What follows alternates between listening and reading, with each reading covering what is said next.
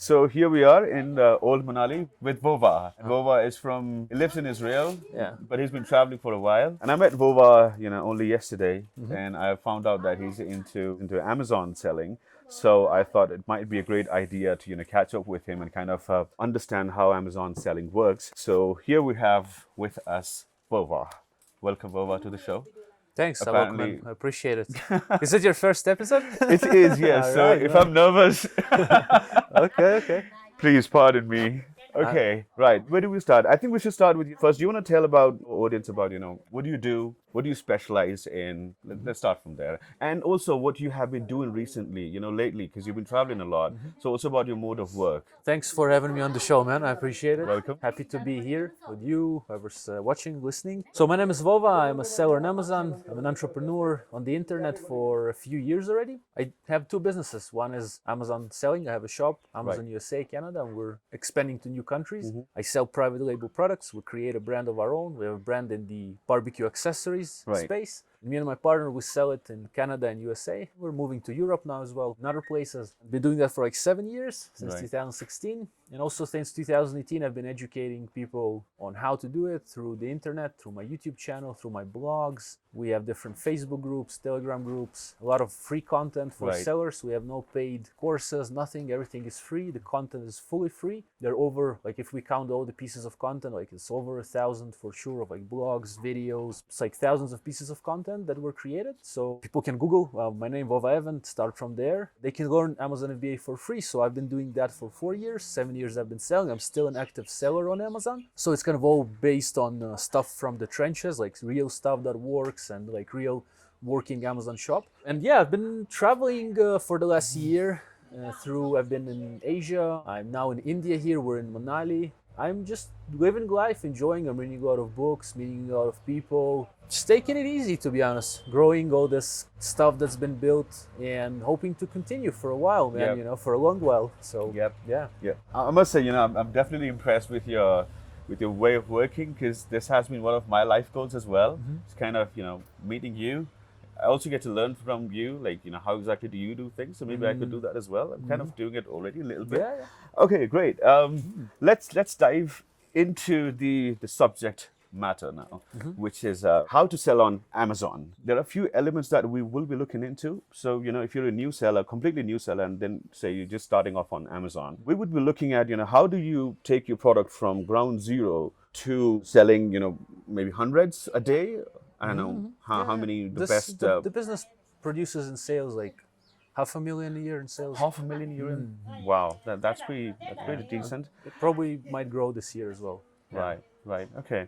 So if you're if you're a first time seller on Amazon, we'll be looking at how do you grow your brand from zero to maybe $500,000, maybe this is in sales, and like in sales, in profits, we're looking like in our case like 20% margins. 20% margins, right. That's pretty well. Or even if you are an existing seller on Amazon and you're struggling with your product, you don't really know, maybe you've listed your product for a while and you're not really getting reviews, or you're not really getting enough sales. Then we'll be looking at how exactly can you bump your product up organically, and maybe also using paid, and we'll also explore if there are other ways to kind of promote Amazon. Okay, so I think where should be the best point to start? Should we start with okay, let me ask you a question. Okay, say I'm a new seller, right? And I want to start off on Amazon. So what are some of the key things which I need to consider while listing my product on Amazon? You need to understand what model you want first to be selling on Amazon with. So for example, we sell, it's called private label, Amazon FBA private label. So we create a brand of our own products that we come up with the idea of. For example, we have a product that's a grill brush. That's a product for cleaning a grill. So we need to, when we create a private label, we need to create a brush of our own that is superior in a way to other brushes in different ways, in its functionality and how it's shown and how it treats the customer. All this combined creates a little asset on Amazon in the form of a private label product. And this is one of the ways. This is private label. I'll quickly go through them. There's dropshipping on Amazon, wholesale on Amazon, online arbitrage on Amazon, retail arbitrage on Amazon, and mixes of these. So you need to pick a model. I can go through the models quickly, like if you want. Yes, very quickly, please. Yeah. Okay, so private label, we create products of our own. So let's say we have, you can see here a chair, for example, and the brand here is Surya Gold. Okay, this is probably an Indian brand. So this is a private label called Surya Gold. They create their own chairs, but with their logo, maybe they pack it in their own way. That's one way to do it. Yep. We create it in different countries, in different factories, but we create a product of our own. We don't necessarily need to think of how the chair will look. Like we can find existing chairs and put our label on them and put them on specific markets where people need this chair. But we will present it in a nice way. We'll find a good chair. One of the ways. Next one. Is it similar to white labeling? Like you get something, you put your label and you package it in your own way and you sell it on Amazon? I think I'm not sure what exactly white labeling is, but it sounds like it. Private labeling, white labeling, perhaps. Right. But then there is retail arbitrage. Okay. That's a different model. That means you still use, and I gotta say, in all these models, we use Amazon as the platform to sell our products, but also we use their services of FBA, fulfilled by Amazon, to ship these products. Because you can sell on Amazon and ship yourself, one option, but if you want a more hands-off approach, you can use their services of shipping. So you just need to give them the products, promote the products on their website, but they will take care of the logistics for you. Right. Which is really big thing, because someone orders from you, you don't need to go and ship it out. Amazon ships it out. Right. So with all these business models like private label, we send it to Amazon to their fulfillment by Amazon FBA services. You understand? Okay. But we can do it in a private label way, or for example, retail arbitrage, we would go to a shop. Let's say you're located in the United States, you have to be present in the country where the Amazon kind of store is. So if it's Amazon.com, you gotta be physically in the United States. Why? Because you go to retail stores, you find items, on sale and stuff or stuff like that with coupon codes that are present, clearance. You scan them and see their prices on Amazon, and you have different apps for that can help you see profitability. Right. You can find, let's say you find a shoe, Nike shoe, for example, just as an example. It gets a bit more complicated. Let's say you find a Nike shoe on sale for $10. You scan it, check the same shoe, exact shoe, in new condition, for example, sells for $100, but on the clearance you found it for $10. So what you can do is you can then take this product and offer it on Amazon. You have to pack it with the Amazon labels on it. You can either use yourself like shipping methods to, after the sale will happen on the Amazon website. Right. Okay. You will have to ship it out, you will physically do it, or you can ship it to Amazon, and with their FBA model, they will ship it to the person. And you have to calculate the numbers and all of that. But with retail, again, you go to a physical store, you check the price on Amazon of given items, you have to scan a lot. This is like, I never done it. I know friends who've done it. I've never been physically to the United States. You can do that in Italy if you're selling on Amazon Italy. But again, you scan in stores, then you send this product into Amazon so people can buy it on the website, or you can ship it yourself. I don't know how to do that because mostly I've been working with Amazon. So that's retail arbitrage. There's a similar version of online arbitrage when a person would go to a website that has clearance sale or something. They would buy the product, ship it to their own place, put the Amazon label on it, and then again ship it to Amazon, and Amazon will ship it to the customer. So you buy, let's say for example, in Walmart, you found a Nike shoe for $10. You see it on Amazon for $100. Usually you won't see these numbers necessarily, but actually you might. But mostly it's not like that. But in case you do, that's a great deal. Or if you're lucky, you might. Yeah, exactly. And that happens as well. You would buy these shoes on Walmart, ship it to your house. Either again, you definitely have to put Amazon kind of labels on it if you ship it to Amazon. If you ship it to a customer, also there are some other labels. I don't know how it works exactly when you ship it to a customer, because again, we've always used Amazon services. Basically, we ship it to Amazon and Amazon will ship it to the customer. So that's online arbitrage. So you said you ship it to Amazon. So it's basically the product stays in Amazon's warehouse. Yes. And once an order comes through, it's sent directly from Amazon's warehouse. It's not sent from your warehouse. Let's say you found the product potentially profitable through some software that you're using for scanning for products. Like mostly it's done with software because you have to count the numbers. Okay. So let's say you find before buying the product, before sending it to Amazon, you have to find a profitable product for your specific business model. For example, for online arbitrage, you found $10 shoe on Walmart, and then you see it's for $100 on Amazon. You can calculate how much it will cost you to ship from Walmart to your place or to a prep center. Prep center is a place that will get this for you, and they will send it to Amazon. So you will have to pay money, and then you will send it to Amazon. the product will appear on the listing on Amazon. Right. Let's say a Nike shoe, your offer, you're going to see your Alox offer, for example, on the offer page, and you will get sales if people will buy. Okay, if you are one of the buyers in the rotation sometimes, because there might be other sellers selling the same shoe. That's the difference, by the way, between private label and arbitrage. Private label will create our own product. We don't have anyone compete on the page. Yeah. But if there's a page for Nike shoes, there might be 50 sellers selling it for different prices. Someone scored it here for 50% off. Someone scored it there for 70 off, so you can lower the price. And Amazon usually gives the sale or the buy box to the lowest price, the fastest delivery. There's like a mechanism to that. It's called buy box.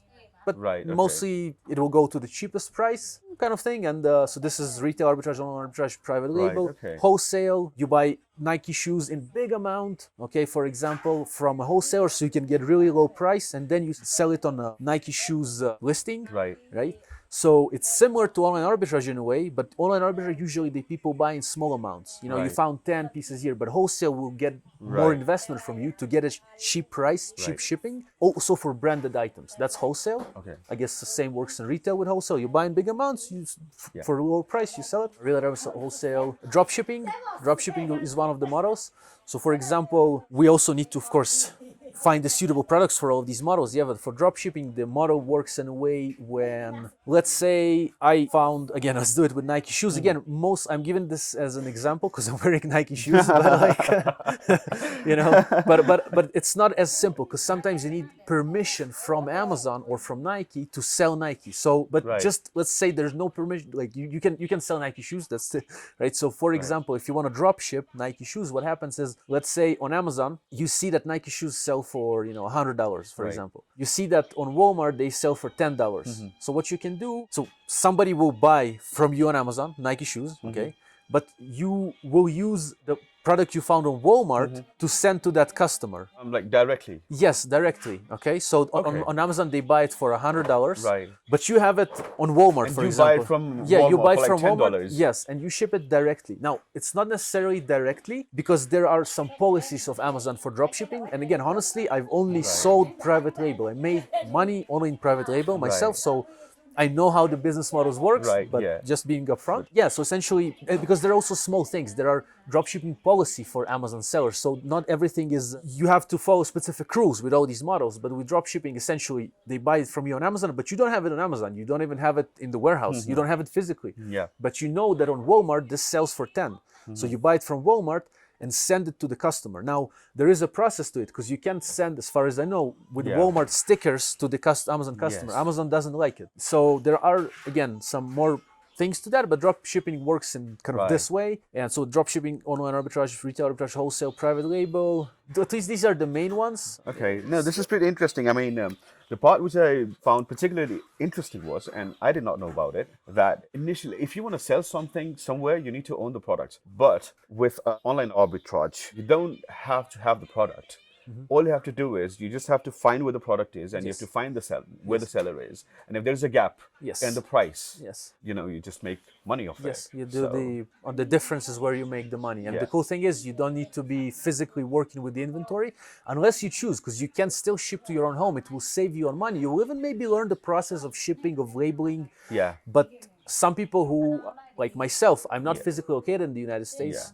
Yet I'm still selling on Amazon USA. This gives me, like Amazon and the internet and e-commerce gives me the opportunity to be here in India talking while the machine is built and sales are coming in. And we don't have to physically go to the post office to ship out the products, or we don't even need to call the post office to come to us to ship the products. We just supply Amazon with the products. We promote them on Amazon. Again, for each model, it's different a little bit. Private label, we have to create our own pictures, for example, for the product. You know, with online arbitrage, mostly there's already a created page on Amazon, because as you said, it's not our products. It's like Nike's shoes. There's a page for it already on Amazon. That's why we know actually we can see data. There's Nike shoes page on Amazon selling for $30. We find it on you know, Target for $5. We do the math, you know, with shipping and everything to Amazon, it would cost us $10. We sell it for $30. Amazon takes $10 in fees, for example, for all this. So we make $10 profit, for example, or whatever profit. So yeah, that's true, man. You're making money on the difference here and there on different markets. I mean, on different marketplaces of Amazon. You can do Amazon.com, Canada, Europe, Singapore, I think, UAE. Right. France, Italy, Right. and go Poland, UK, you know. Right, yeah. Pretty interesting, man. Okay, thanks for those 4 ways of selling on Amazon. Yeah, Okay. yeah. So private label is when you have your own product. Well, you kind of label it, you put your own label on the product. So let's say I have a private label product. Let's talk about that, because that's something you specialize in as well. And I think a lot of my clients have personal label products. So let's say I've got a brand new brand, right? Brand new brand. And now I want to list my product on Amazon. Okay. You could pick a sample product in any category you want, you know, fashion, retail, or healthcare, in any product you want. So now that I want to list it on Amazon, you know, I know if I create a listing on Amazon, I'm probably not expecting any sale coming through in the next week, maybe a month as well. So what do I do to get that initial push? So I get the first sale as soon as possible, and you know the trend kind of continues. What do I do? Right, so you have to come prepared, man. So for example, the way we did it on Amazon, we still do it. We first, I mean, if you already have a product, right, and you want to sell it on Amazon, that's one option. Yeah, the second option is you don't have a product that you want to sell on Amazon, but you want to create your own product, private label, to sell on Amazon. Now, if you do have a product, for those watching that have their products, physical products, then you need to check out the market of the specific product. So, for example, if the product is a gardening shovel, okay, for example, you're selling gardening shovels, you now need to see if Amazon is a profitable place for you to sell your garden shovels. Maybe you're selling them on eBay, maybe you're selling them in retail. Which indicates that, you know, different kind of products would perform differently on different platforms. So Amazon could work really well for, say, one kind of product. eBay could work well for another kind of product. Is that what you're suggesting? Yeah, or both. So if you already have a product, you just need to see if this market fits for you. What I mean by fits is there sales in this market? Are there other gardening shovels that are killing it on this market? Is it big enough of a market for you? Maybe for some beginner seller, you know, an extra income of $1,000 would be great. That's how I started. That was my initial goal, just to have $1,000 so I can quit my job and go travel in countries where this money is like, for example, in India, $1,000 a month is pretty good lifestyle. Enough, like even in the big city, like it's still okay, huh? Yeah, definitely. And definitely in small cities like we are in a village, like in Manali, you know. And then let's say if you see a market that potential, like let's say, and you can use this software to check it, like to see how many sales they're doing, what's the volume. So then you see, do you want to put this product of yours in that market? Can you compete there though? Maybe there are that many reviews to all these products that the chance of competing is very low for you. There is a lot of little details you need to go into before you launch on Amazon, even if you have your product or you don't, you want to create, because you need to really dive deep into a specific niche of products and really learn about it, how it performs on Amazon. Can you create a better product there? Okay, do you have enough finances to this specific niche to start there? Because maybe a gardening shovel to produce is like $7, for example. To ship it to Amazon would be like $5 more, so it's going to be like $12. So do you, and you want to buy 1,000? It's already $12,000. That's a big investment, right? Did I count it right, by the way? 1,000 units, 12 each, you know, $12,000. Yes. Yeah, for example. Okay, but you can start with a smaller portion. Like buy 300 units. Maybe it will cost you a bit more. But you know, you can test the market. But like usually what we do is called product research. We search for products, or if we already have a product, we search for that specific niche on Amazon. And there's so many criteria that going through each of them, I won't remember them all now. You can watch my channel. Yeah, we'll maybe leave it if it's in the show notes or somewhere. That'll be cool. Yes, of course. We'll leave the channel link in the description. So there is like playlist for product research. But basically, we need to see if what we're creating or what we already have, will it fit that market on Amazon? Or can we make money there? Can we be competitive there? Okay. And then the next thing that you do, let's say you decided that, yes, my gardening shovel is okay to be on Amazon. You did all the calculations, how much it will cost to ship it, how much money Amazon takes. And you see that, let's say on every sale of this shovel, before spending on marketing, you see a margin of like 50%, let's say, and return on investment 300%. So these are pretty good numbers. Like, for example, 300% ROI means like return on investment. Let's say you invest $1 into this product. Let's say it costs you $1 to all the costs of it, but you make $3 in pure profit. So that's 300% return on investment. You put in $1, you broke even, kind of, and then you'd create another $1, another $1, and another $1. So you do like $3. So that's a good percentage to look. Again, it very much depends on the model of you as a seller, of your strategy, but because some people work with thin margins. and they make it big. Right. It's very hard to say exactly, but for me, not as a big seller, not someone who has like a lot of finances, we're looking for these products with higher ROI and margins so we can make more on each sale to grow our capital. You know, those who have like a lot of money, maybe they can work in different strategies. For those who are coming from, you know, humble beginnings in a way with having not much, we need to look at least on Amazon or other ventures, like at least from what I've learned, like just try to buy something for cheaper and sell it for way more and still deliver the value on that price, but it will give you room to breathe as an entrepreneur. You have money. If you don't have money as an entrepreneur, things get interesting. But it's still doable. Bloodline of business, I believe. It's the lifeline. It's what keeps you going. My question to you is, what is the importance of using keywords in the product title? How do you optimize the product title? So let's say we have decided that the shovel is good for sale on Amazon, right? So then comes the next thing, like building this product page on Amazon. There's the title, as you mentioned, right? So let's say we discovered that the shovel is good to be sold on Amazon. So what do we do next? Like, how do we move it to Amazon, right? If following up to like kind of the previous question and this one, so now we need to create a page for it on Amazon. So our shovel will look good to the customers, to the potential customers, and we need to ship it to Amazon itself. So we will create a page on Amazon through Amazon itself. On your seller account, you have to create a seller account first. Inside, you have the option to create a listing. It takes some technical and mechanical work that you have to learn how to do. You have to click some places.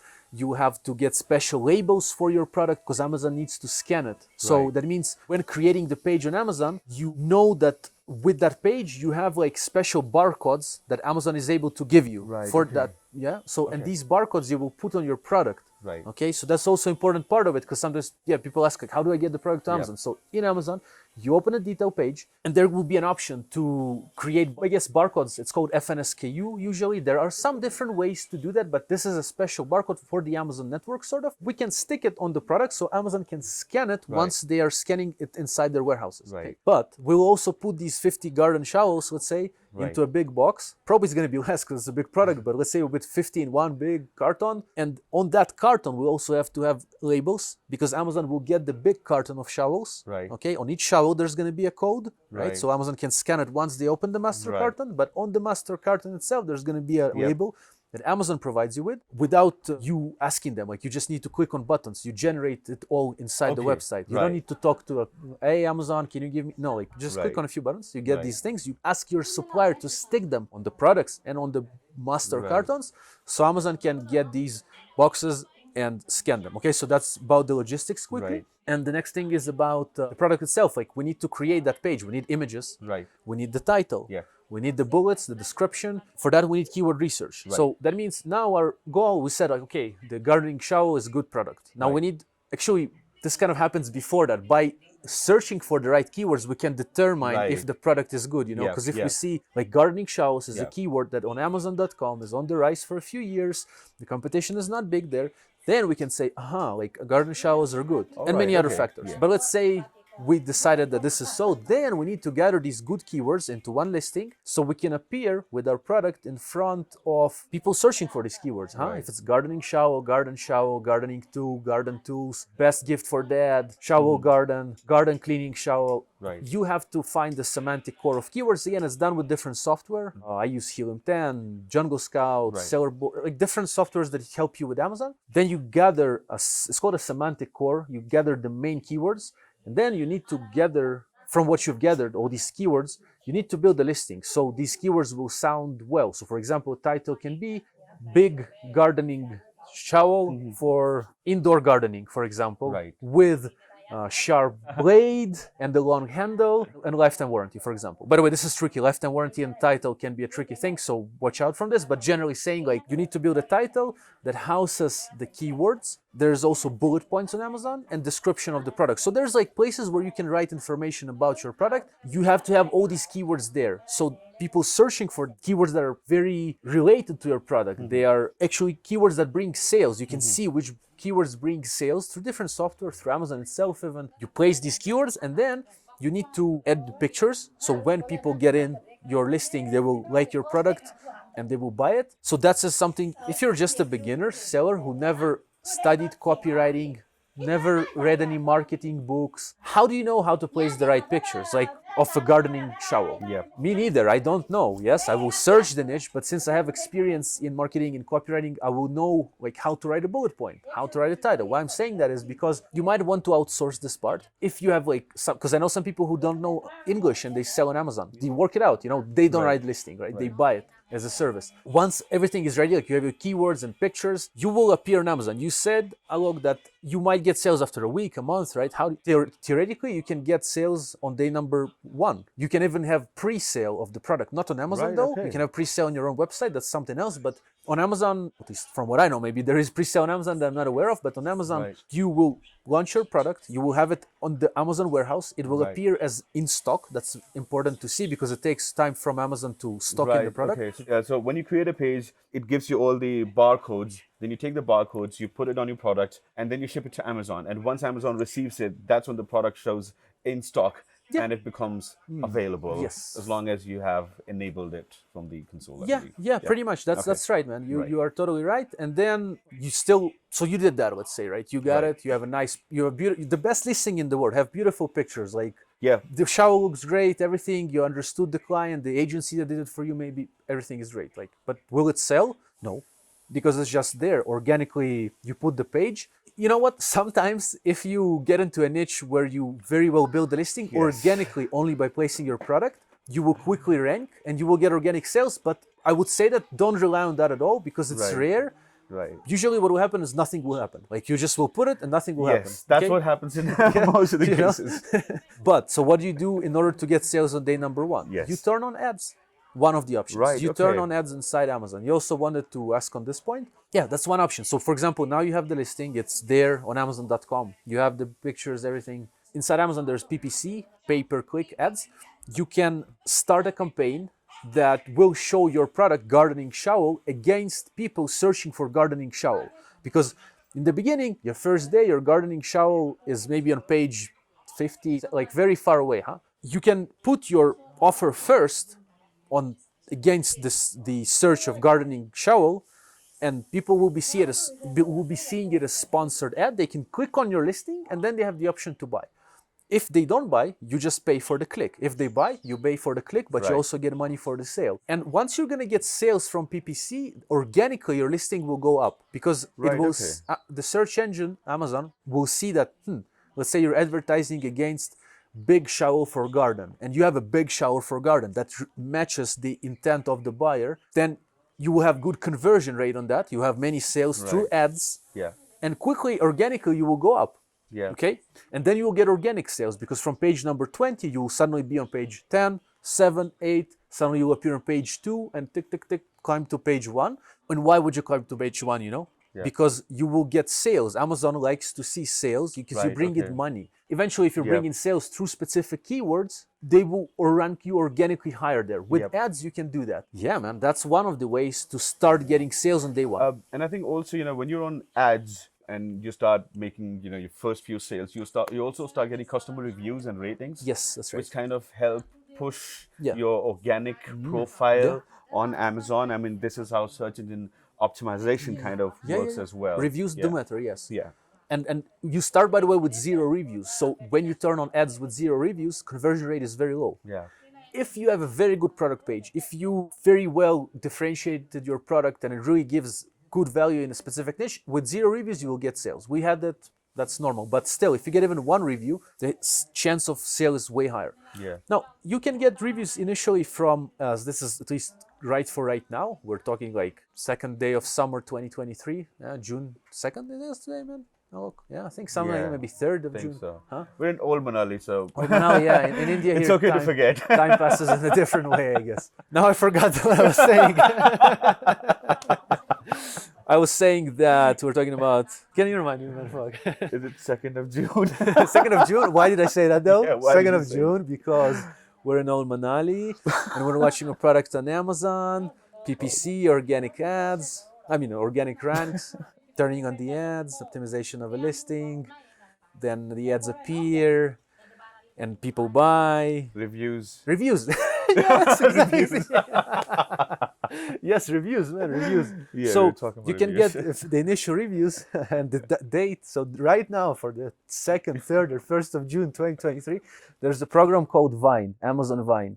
That does it mean? It means that it can give you an option to buy reviews legally from Amazon in a way. Not maybe I'm not using the right words, but essentially what you do is you let specific kind of customers called Vine reviewers to get your product for free, and they have a higher chance of leaving your review. So you enroll essentially in this program your product, and maximum of units is 30. So 30 people can buy your product, and you'll get from 30 people that bought like 27 reviews, 28 maybe. It depends, maybe a bit less, but usually it's high. So this way, by initiating the Vine program, you can get first reviews. I'll say that it might be a bit tricky because you might get bad reviews. Think about it, if your first review is a 3-star. I assure you that even if you have great images and product, conversion rate might still kind of be not that good. Disastrous. Yeah, even disastrous. If it's 1 star, for sure. And depends on what is it on the review as well. Yeah. You gotta be, that's why I think I've mentioned before, you gotta be like the one who wins on Amazon has got to be really looking at the buyer experience. So we don't want bad reviews. We want good reviews. Because one bad review like is worth like, I don't know, 15, 20 positive in the algorithmical point of view, in terms of we have 5-star on Amazon, 4.9, 4.8, 4.7. Yeah. On 4.2, we lose a star. We become 4 stars. So 4.3 is 4.5 stars actually. There's full 5-star is 4.8. It's full 5 stars. So each time it drops, conversion drops. So we want it to be full 5-star. On some products, it's very tricky. Therefore, if you find a gap in a product where a lot of people are complaining about something, you improve it, and then you won't get these bad reviews. You get good reviews and stuff like that. So that's reviews, man. Yeah, you can get them initially. You launch. You can, if you want, we can touch on that. We can touch on external traffic, like how can you get sales except of Amazon? Like, Amazon is one option, which by far for us, like most of our sales, like I would say in our brand, like currently 98% comes from Amazon. Okay, maybe a little bit comes from, maybe I'm wrong here because there are some blogs, which I'll talk about now, that feature our product. Okay, so for example, we have a gardening shovel. We can have blogs that feature our gardening shovel, blogs on Google. They talk about our specific shovel on Amazon. They compare it to other shovels maybe. People search Google, for example, some gardener, it's coming the season now, like the gardening season. Let's say in USA, maybe gardening season would start like in April. And depends on also on which type of, fruit or vegetable they're, it depends on many things. But let's say for our type of shovel, for a normal garden outside, the season is May, for example, it starts. Or maybe it's same for all the year. Why am I saying that is because we can have, again, blogs that can create content about our products that will lead people to Amazon to buy these products. Yeah. So if there is a blog about gardening, we can contact that blog and ask them to feature your product. You can offer them content. You can say, hey, I see you're doing gardening. I have like great pieces of content, few pieces of content created about gardening. Can we do a guest post on your website and feature a product? For example, it is a long way to get sales, because you're building organic content. You're building maybe a group as well. You can build a Facebook group around gardening where in the pinned comment, there's going to be the link to your product. Or you build a YouTube channel where each description has your product. You try to educate in the space of gardening, right? So there are a lot of ways to bring external traffic to Amazon. Google ads, if we're talking PPC, Pinterest ads, Pinterest organic, Google organic. Again, the idea is that Amazon is the house for the traffic, and Amazon likes it because we bring them customers. Even people who clicked and didn't buy, Amazon still has their info in this way or another, you know what I mean? So we're bringing relevant people to Amazon through blogs, through YouTube, to our own products if we can. So we can contact bloggers that will feature our products. We can even track that with special links that Amazon gives us. We can give a blogger our link and we say, hey, can you create a video where you just dig in your garden with our shovel? We'll give you this link, put it in the description, mention that link, that there is a link that they can buy it, say that they're an affiliate of Amazon. Because usually what these people get, let's say because maybe you might be asking, like, why would the blog even feature you? Like, why? Because if they are affiliates of Amazon, means they are someone that gets a percentage of the deal. So that means if they sell to their website our shovel that costs $100, we have a fancy shovel, they will get like, it depends on the niche, but like 3% as a blog that promotes your product on Amazon's platform. So they will get 3%. It won't hurt your money. Amazon pays them from their fees, but you will get a sale, which is very nice because it's organic sale for you that comes from a piece of content that you've created or someone created for you. Sometimes these blog posts or videos can last for years on different platforms. Yes. And you get consistent sales by creating content from outside of Amazon. So we're currently in the beginning of building a blog for our brand, right? Because I have experience of like 2 years in blogging now for my personal brand. Vovaevan.com is my website, so I've been building it for like 2 years and I'm getting good results. Now I know how to build a blog. I know how to implement it for physical products, so we're doing that. I also have, by the way, blogs in Russian, Ukrainian, and Hebrew, also like different websites. So maybe someone is speaking Russian, Hebrew. We're going to have Ukrainian as well in a bit. So yeah. Yeah, man. Okay. Good stuff. So we have covered the 4 ways you can actually sell on Amazon. So that should be a starting point. First of all, you need to understand where exactly do you fit in, and then once you kind of figured out, is when you need to build your seller's profile, get those those barcodes, and maybe ship your products to Amazon. And then, once your product is live and you want to get some initial traffic, initially you can start off with Amazon ads. Right, I'm just summarizing. Yeah. Great, man. That's very, very smart of you. Yeah. So you can start with Amazon ads to drive some initial traffic to your product, get those initial sales, and once your initial sales starts picking up, that's when Amazon starts ranking you higher up. Yep, and that's how it goes. You shouldn't really stop there. You can also get traffic to your Amazon product from different sources. Like you can create a blog about it, or you can do a YouTube channel about it. You can create your own blog, or you can also reach out to other bloggers and ask them to kind of promote your product. Definitely. And they do it because they benefit from the affiliate commission that they make.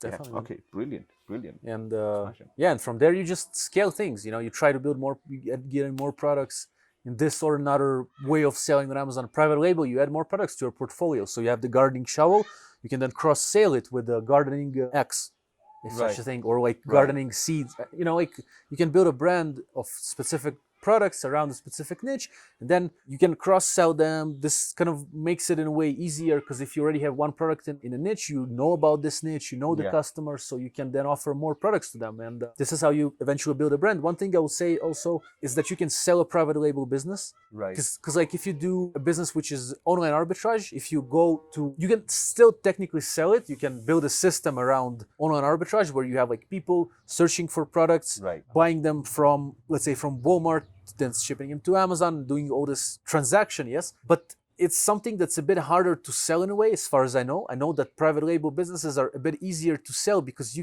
I can build a brand of 5 products that have the supplier, they have the, all the numbers, the supply chain is ready. I can just give it to you and you can give me money for this because it produces some amount of money. Usually at this point of time, let's say if you make $100,000 a year on Amazon in profit, and again, it depends on what was the last year, what's going to happen next year. Like there's a lot of things that come into that. But let's say on such a business, you can get offered like say 2x the price, 2x the yearly sum. So if you made $100,000 a year, this business can be sold for $200,000. If it's 3x, it's going to be sold for $300,000. I have friends that sold for like 3x and a little bit, 3.2, 3.4. Like depends on the market for buying businesses. 6x as well. Like things can happen, depends on what you're selling, the potential of the buyer of the business to grow the business. Like if I'm paying 200,000 for something that produces 100,000, I probably want to produce a bit more with my investment. So this is the cool thing about private label. It's sellable, and I have friends who've done exits. Dan McGill, Andrei Sadovak, my friends, they have exited their businesses. Yeah, and other guys, Reggie Young, also. So just maybe, these guys are watching or something. Good people. Crazy. How do you deal with reviews, bad reviews on Amazon? What should be your minimum review or rating on Amazon, to kind of maintain your not just ranking but organic sales, I would say. As I've touched on this before, we want to eliminate negative reviews before they appear. Right. What does it mean? It means, like, for example, we got a gardening shower, right? We can put inside the package of the gardening shower the exact instructions of how to use it. Right. Okay. If it's a bicycle seat, this is Dima Kubrak. He's a creator of software called Sellerize. I got this time to interview him. We were talking about his software. He gave the example of a bicycle seat, which to one person might sound easy. Just go and put it like few Right. screws. But no, like someone might have zero idea of how to Yep. screw a bicycle seat. So we need to provide the user with a great experience with each product to his own of how to use it and how to prolong the life of the product if possible before we create it in a way. So Right. if it's a gardening shovel, we can use on our Amazon page as well, but also on our insert card, like a little paper card inside that comes with the product, or any other way you want to add something that will give some instructions to the person. But think about, I want to avoid negative reviews. I want to have a good customer experience. I want the tool to last for a long time. Yeah, something like that. So we can keep growing our business, right? And have the customer tell his friends about us. You know, if we kind of Right. Yeah. think about these things and some other things you might come up with, then we will avoid theoretically actually bad reviews. But if a bad review comes, sometimes we can reach out through Amazon to the person. It's a bit tricky. It's not that easy to reach out to Amazon customers, which sounds weird, but you as a seller can interact with them, but sometimes it's hard. So you're not always going to know who left you the bad review. Sometimes they opt out of communication. You can't even reach out to them. So it's just there. So that's why I'm saying on Amazon, it's very important to try to avoid them. Right. Okay. Yeah, you can try to contact them through Amazon, but again, you can't really tell them to change the review. You just need to, from my experience, and this works very well, if you have an option to talk to the customer, first listen to them. Let's say they wrote, the shovel broke on the first use and it was a bit rusty. You know, this is the review you get with a picture. This is a bad review to get. Yep. Let's say you found a way to talk to this customer. Maybe they reach out to you. You have to kind of acknowledge what they said. Yes. If you reach out to them, you say like, hey, Anne, thank you for sharing your review with us. Like, whoa, I apologize. Yep. I see that it broke on first use and it was rusty when it came. Yep. This sucks. I am the owner of the company. I'm reaching to you personally. I want to replace it for you or refund your money back. Tell me what you prefer. Message me here. Please get back to me. What you did here is like you gave two options to the person also. You either take this or that. You let them benefit from it. They can get a refund. Now they're You're in a way offering a choice. Yeah, you're offering a choice. You give them a call to action. Please email me back, right? Yeah. Because sometimes you can mail them, hey, I'm sorry. What can we do for you? Which is still okay. Yeah, but like And they don't really know how to reach out to you. like acknowledge the person. Understand there's someone that got your shovel. It broke and it was rusty. Do you want this to happen to you? No. Like you can even write it in the email. Like I would not love this to happen to me. You know, I understand you. Yeah, absolutely. So then you wait for the answer. Usually the answer will be like, again, if you come to help, then some people will continue maybe. Yeah, but I never really had this too much. But like usually they're like, yeah, we just need a refund, you know, or just replace it for us, you know. Yeah. Then you do that what they asked for. They'll say you replace them. You're saying like, hey, Anne, like cool, we'd love to replace it for you. Through Amazon, you can ship the product to the customer or from your warehouse if you do it this way. And then like in the next message, you will write something like, let's say the answer, they say like, yeah, it was broken. We want to get a replacement, right? Please send it to this and that address. Also, maybe in your first message, you can mention if you want a replacement, like share your address, or you can just say replacement or refund. You can ask for it later on. If they reply to you, you're in very good position. Because now you're like, they want to interact with you, right? So you say something like, okay, so what is your, if you didn't ask for the address, oh cool, we will send it to you. What's your address? Usually they will reply with the address. You ship it out and you say, and I'm shipping it out to you and we're going to ship it with fast priority. Also, like if you can't do it, you can choose shipping speed on Amazon. Right. If you do manual shipment to a customer, usually it's automatic, but you can do that. You choose the fastest. It's going to be maybe more expensive, but you tell them we choose the priority shipping. So it's going to be there, you know, you tell it to them also. We chose priority shipping. It should be tomorrow at your door place. I'll reach out to see that it's all right. Have a great day. Then give it a few days. You can check out also if it arrived or not. You can reach out again to the customer like, hey, Anne, like, how are you doing? Did you get the show? Like, I see on my site that it has been delivered. How's it going? Do you like it? Can you please let me know? Again, you kind of ask a question, you ask for them to reply, and then you cannot say on Amazon, please change your review. Here you gotta be very strategic about Diplomatic. A lot of times, because what you did, it happens automatically. People write back to you and they update the review. Very rare cases that this strategy that I explained doesn't work. Right. As long as you want to truly help the customer. Keep that in mind. It was a broken shovel. Come on, like let's replace it to end. Yeah. You know? Yeah. I totally get it. And I think what I understand, you know, building good customer reviews is not a transactional thing where you kind of use a tool and increase your reviews. No, it's about really getting that customer, you know, to say, wow, Yeah. to you Yeah. and be really satisfied with your services. So the key to getting good customer reviews and good ratings on Amazon and in general everywhere is to actually focus on the customer Yeah. and not be dependent on some transactional tools, although they can work as an add-on, but you have to get the baseline. Yeah, straight because first. eventually, if you get organic sales, the bad reviews will come if there's a bad product also, or a bad follow-up. So if the product is good, like it really delivers on what it says, and that should be okay. But if you create a bit more, you will have people actually leaving these reviews. Because if you enjoy the product, not all the time you run to leave a review. Yeah, I bought a shovel, it works. But if there is a system that kind of tries to help persons enjoy the product more so they can rave about it and talk about it and potentially leave a review on Amazon as well, then it's better than only having a great product. Right, okay. So, but what you mentioned is definitely key. Like if you have good kind of follow-up and all that, like it is going to be okay. Yeah. Can you also like ask customers to review, when you send them the package from Amazon, maybe a small letter that says, please review us. I mean, that could probably, push your ratings and reviews on Amazon as long as your product is okay. Yeah, essentially, this is the tricky part because like none of this is legal advice or whatever. Yeah, but it can be a bit tricky with these insert cards, like what you put inside. Right. And I'll tell you this: you can ask for a customer review in a neutral way through email to Amazon customers. You can set up automatic. Okay. So there's some software, like Helium 10, Jungle. Most of the software that these days is there, they mostly have this option of automated review requests. Right. So there's a template of an email that Amazon sends, which asks for feedback or review. You definitely need to add that to your routine. And then it's really easy. It's just you go inside the software, you click for this product, ask review after 7 days, it will do it automatically. Okay, that's really nice. But you can also do your own messages. This is an Amazon generated message, which I guess they did some tests on and must work because we don't see the information about it, but we do definitely see growth in reviews that come from just people leaving reviews not from anywhere. So like not necessarily not from anywhere, from these follow-up emails, but you can create your own email, like follow-up, which asks for a review.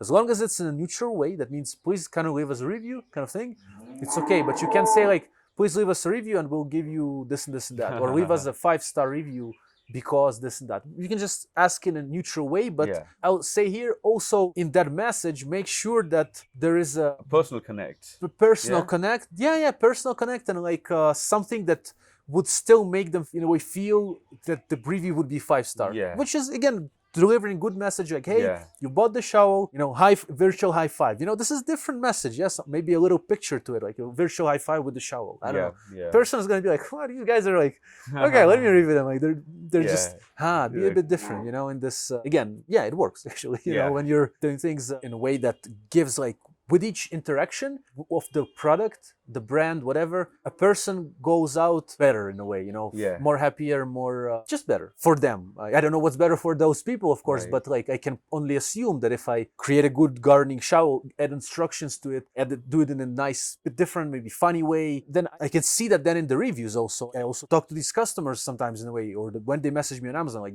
they love it. They love it when things are happening, they get a good product, but also the way you speak to them is adding to their lives this way or another. So then will you get more reviews on Amazon? Yeah, like with this. So you can ask for neutral reviews.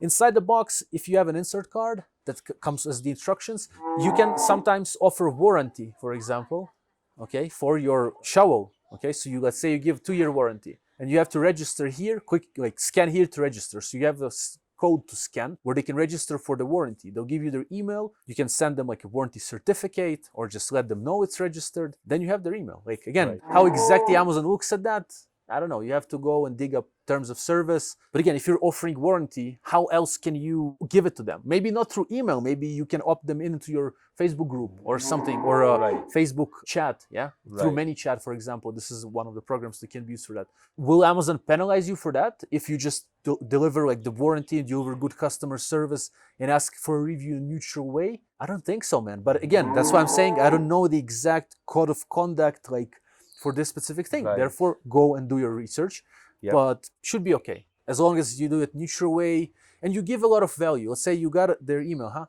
First, give them like 5 emails where you give them a little ebook that shows how to work in the garden, a video that features your product, shows how to use it. Email number 3 would be a random good day to you email. Hey, we just started, like the number 4, you will give a discount for your other product. You give, then ask. Maybe Gary Vee has a book, right hook, jab, right hook, I think. So it's about like, this is the idea, like you give, and then ask. I'm curious if we can hear the cows on the background. Maybe in the end of the video, we can walk there and So man, like that's the reviews part. Like just create a cool customer experience for any product that you create. Cool is of course each to his own, but in a way cool that the user will have something better in their lives by using your product this way or another. And even through interaction, through emails, through a post you make on social media, you'll be okay if you do that, I think. Right. And each in his own way, but like add value to those people, you should be okay. Right, okay. I think, yeah. Okay, great, great. Right, I think it's been a great discussion with you.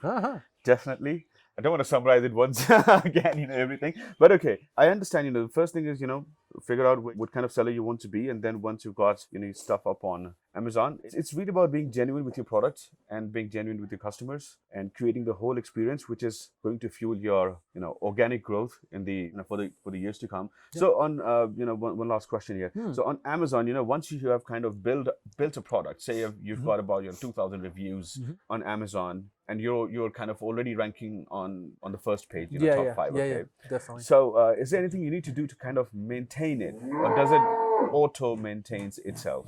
Probably if you're going to be running ads, you're going to be running them forever on Amazon. Okay. It depends on you, depends on the products. Some products don't have ads, but mostly we will leave the PPC on, the ads on, because it fuels our organic rankings. And we can also make money with the ads. Like we can sell a product through an ad and still make profit. So if you have good margins even after the ads, on the ads themselves, or let's say your product sells for $20, your Amazon fees and your product costs are going to be $10. So you have $10 profit from the sale. Let's say you invest $5 to get that sale through ads. You have $5. You're still making $5. Yeah, but then you can lose on it. You can also lose on the ads, but you can have like profit from the ads themselves. But mostly ads are used to like grow you organically. So as you ask organically, you might want to turn off ads. You can play with that, but usually the ads will continue running. You have to keep your inventory. This is something we didn't talk about, but there's a lot of going with inventory management, not to go out of stock, negotiating terms with suppliers so you have your cash staying more in your pocket and not paying straight away for all the product. There's a lot about that, but you have to decrease the cost of your business. Like you have to try to decrease costs by buying in bulk orders, by negotiating terms with suppliers. You will try to build even more sales on Amazon, like by securing even more stronger organic positions, by bringing external traffic. And you will try to nurture this to the maximum in a way, if it's possible, to have every top position for every keyword. That's it. Like this is going to be a very good position because then you're getting the maximum from the organic side of Amazon. Maybe it won't be exactly on every single keyword, but if you're on those top 5 most revenue generating keywords in the top, and you climb to position number 1 even, and you are crushing it in a way, then you've maximized Amazon in a way, the organic side of it. But again, you can add more traffic to it. You can take this product to another Amazon marketplace, because when you launch, let's say on USA, you have, let's say you accumulated 300 reviews, you launched in Canada, you have like about 300 reviews, they will transfer. So you need to continue maintaining your ranking of the reviews. So if you, because with time, think 5 years ahead, 7 years ahead, 10 years ahead, I don't know what's going to happen, but let's say your product, the same listing, and I have these products that are still live from 2017. But what if I tell you that with the years, you see that your review rating slowly drops? Like you were in 4.8 and 4.7. You still have thousands of reviews, but still, even with those thousands, your rating is dropping to 4. Downward trend. Yes. And then once you reach 4.2, you have 4 full stars. But I'll tell you, those that are sometimes concerned about that, I had a product that was 4.2 and was selling for ridiculously high. It still is, but it's now 4.3. So it's like full 4.5 stars. On 4.2 stars, I was like, man, probably it's not going to sell as well. Yes, it does hurt your conversion and all that, but if you have a big amount of reviews, still like 4 stars is sellable. Maybe, but if you have like 2 stars, like probably not as well. Although I saw products, again, it depends on the niche. If everyone is 3.5 stars, then that's what there is, That's why it's good to improve in these niches. But sometimes if everyone's full 5 stars and you're 4.5, it's like, you're benchmarking against like, So this, and you would need to learn about how to grow this, because the issue with this product-based business is money. And where do you get more money to scale it? Like you're getting more and more sales. If you have high return on investment, then you will get money quickly from these sales in a way. But if you don't, you have to get funding. And we have funded our business a few times with Payoneer, for example, the company that we use for online banking. We took it's called capital advance. They offer you like, hey, do you want money? Like, just take it and give us some percentage. And pretty much like what banks do. But with Payoneer, it's like a bit easier in a few clicks. So, you take money. It costs you money to take this money in, but you can suddenly bring extra money to fund your inventory that you really need right now because your business is growing. So there are like problems with growth. There are problems with automating the processes. There's a lot of things going on with such a business. You have to create these labels, ship these products. You have to talk to these customers. You have to understand kind of each part of the business and then try to replace yourself there if possible, if you want it. This is going to be something that you'll be doing as well. With the potential, I think, if you want to do an exit from this business, because if you've been growing it, you might love it. You might not love it after 5 years. You might want to exit it.